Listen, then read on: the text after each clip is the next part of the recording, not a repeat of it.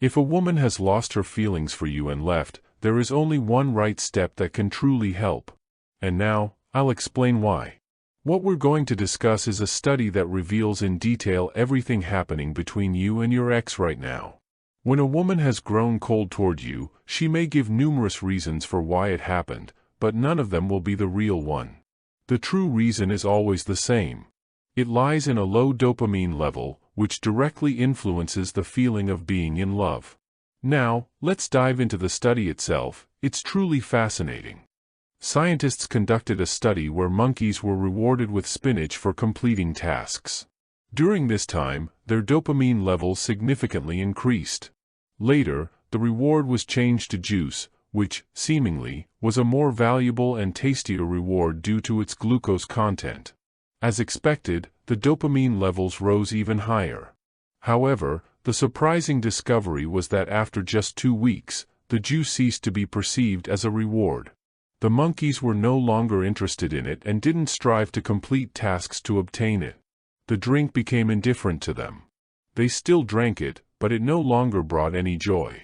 This situation is strikingly similar to what happens in relationships.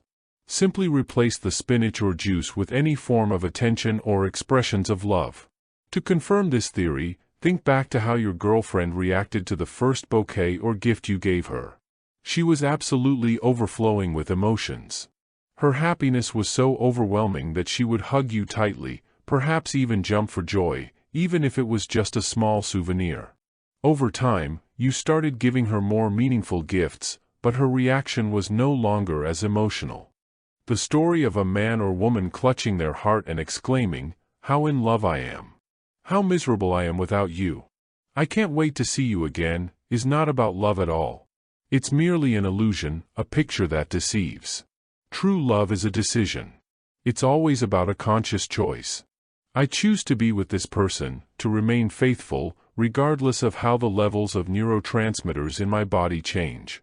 Yes, these levels can rise or fall depending on circumstances or my actions. But this should not affect my attitude toward the person, whether I stay or leave. 95% of people, unfortunately, believe that love is when you're overwhelmed with the desire to do something for another person. For instance, wanting to give flowers, kneel down, or fulfill any wish.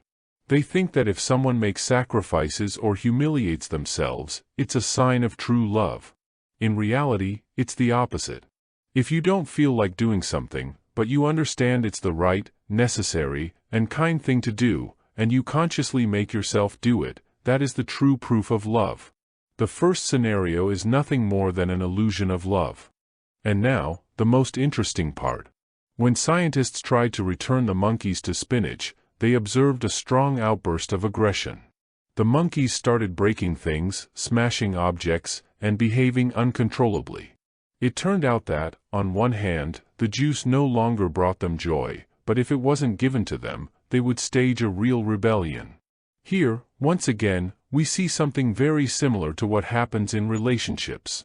Before a breakup, a woman might demand to be proposed to, ask for more attention, or want you to change in some way. But, as many know, even if you fulfill all her requests, it no longer brings her satisfaction or joy. It's precisely due to low dopamine levels that all these whims, complaints, and strange demands arise in the middle of a relationship. Now, let's understand a key point. Even though the monkeys lost interest in the juice after 2 or 3 weeks, the juice itself didn't change. It remained just as tasty and nutritious as before. Do you see where this is going? If someone has fallen out of love with you, it doesn't mean you've become worse over the course of the relationship. It simply means that you're no longer a stimulus for dopamine production. And even though much time has passed, I vividly remember my feelings after a breakup, and they were always misleading. So, don't let your mind deceive you. You must trust your experience. And experience tells us that people break up for one single reason, a deficit of neurotransmitters. Everything else is just fabricated explanations. Let me use my own life as an example. In my youth, due to foolishness, either women left me, or I left them, always for the same reason, a lack of happiness hormones. There were no real reasons for the breakup. Of course, like most people, I deceived myself. I convinced myself that something about the woman didn't suit me, that I couldn't forgive some minor issue, or that we were just too different. But all of that was just human lies, self-justification. If we were to model the situation now, imagining that at that moment I felt strong love for the same woman, I honestly wouldn't notice any of her flaws. All those minor issues would seem insignificant. Let's draw an interim conclusion. The assessment of a partner and their behavior directly depends on the level of love hormones. When the level is high, you might do some obvious foolish things, but the woman will still find a way to justify you in her mind. And that's what matters most. But when the level is low, even if you're tactful, polite, and caring, she will still find reasons to criticize you.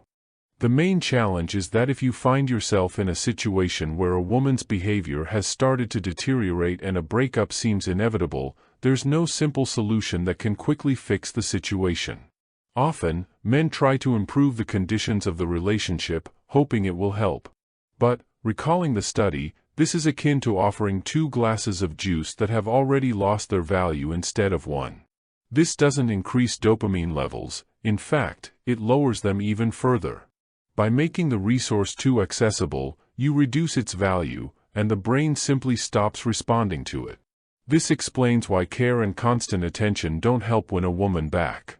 These are accessible resources, and therefore, not valuable. Such actions don't trigger any chemical reaction in her brain.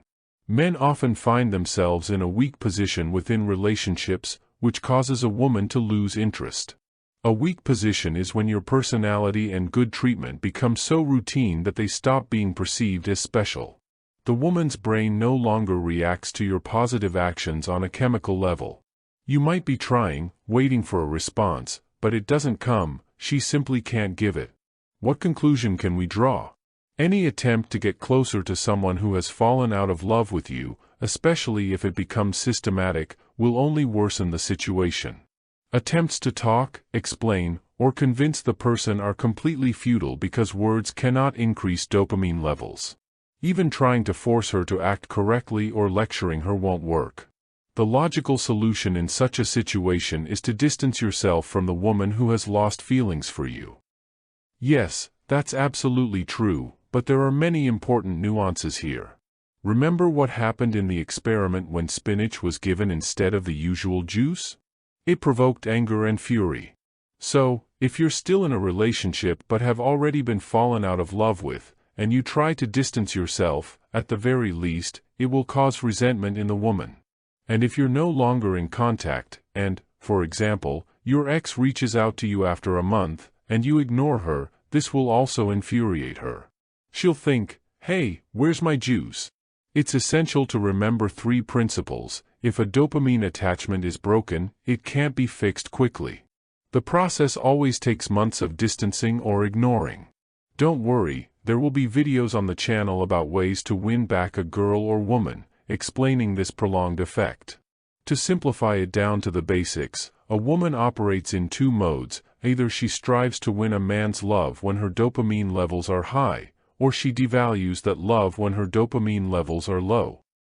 If you want to quickly analyze what happened in your relationship, just think, when was the last time the woman genuinely fought for your shared future? When did she make significant compromises, not with resentment, but with joy? Now you realize that she didn't fall out of love with you yesterday, but back then. Unfortunately, we usually understand this far too late.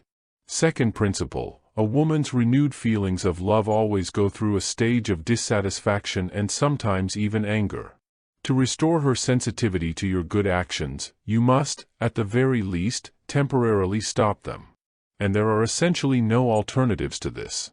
Third principle, resetting dopamine stimuli requires 2 conditions.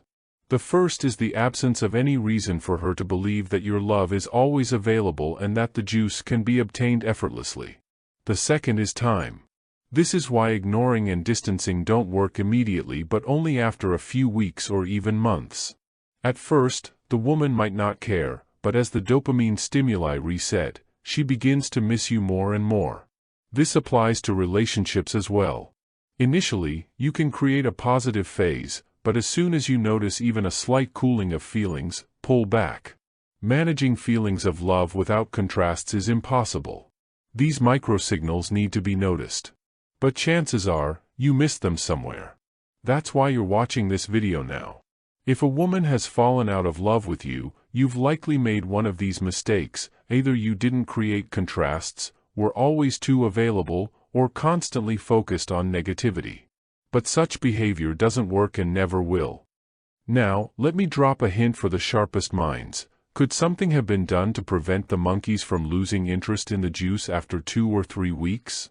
Yes, I'm confident such a possibility exists. What would be needed for this? First, don't give the juice every day. Introduce breaks, create pauses, and establish contrasts. This way, we could likely extend the 2-week period to a month or perhaps even longer. But even if we understand this principle, it's important to know how to handle it correctly. Sooner or later, the juice would still become ordinary.